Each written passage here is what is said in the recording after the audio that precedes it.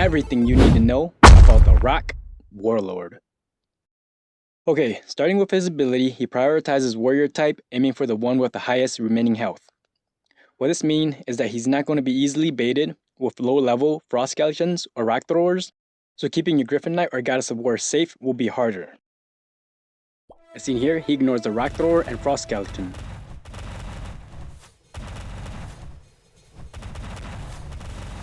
Even when they are in his face.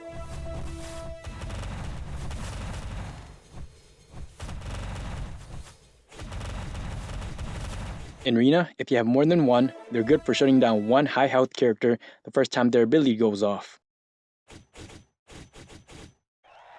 As seen here, he takes out over half of the level 5 Griffin Knight's health and over half the Pumpkin Guards. If there are no other warrior type on the field, they will target the troop with the highest health.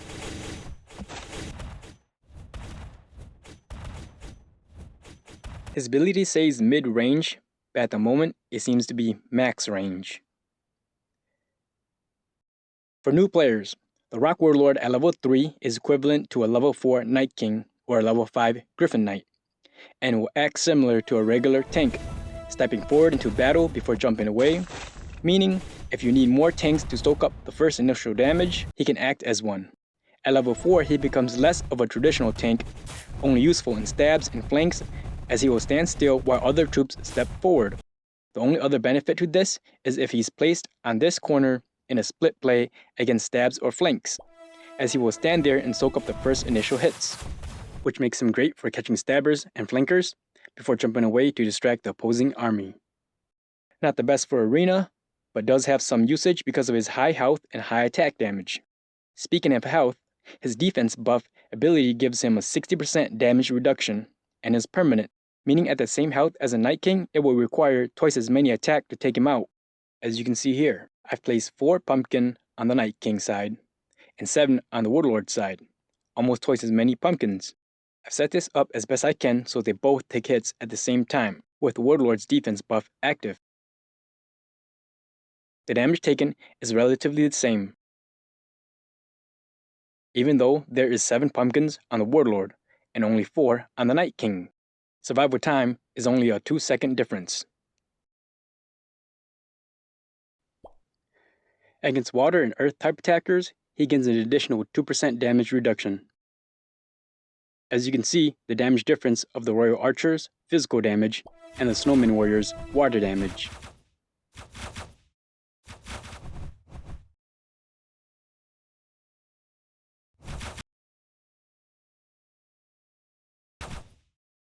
Because the Radiant Warrior's shield lasts 8 seconds and the Warlord jumps at 6 seconds, he can have a shield for about 1 second while in enemy territory.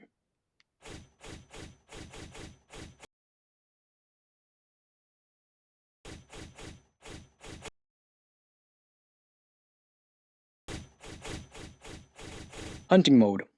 Rock Warlord is super good in hunting, dealing the highest damage compared to other melee attackers at the same level.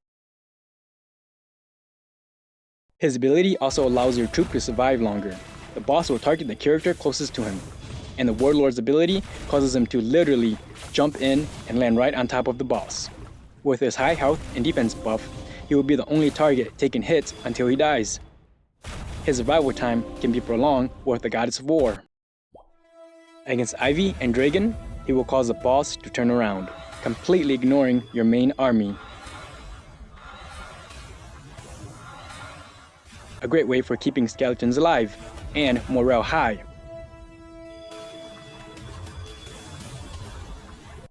Now, I don't know the exact number of levels it will take to survive the full Dragon time in Clan Wars, so I'm going to guess 5 or 6 level 4s. But I can see in the future the Warlord being the main melee attacker to keep skeletons alive. Infinity War. Even though he doesn't rush in at level 4, he still acts as a good distraction. In some cases, he will land close enough to your front line to benefit off of the Woodland Guardians' healing. Last but not least, I'll leave with this. The best counter to a Rock Warlord is to have 1 too, or more than your opponents.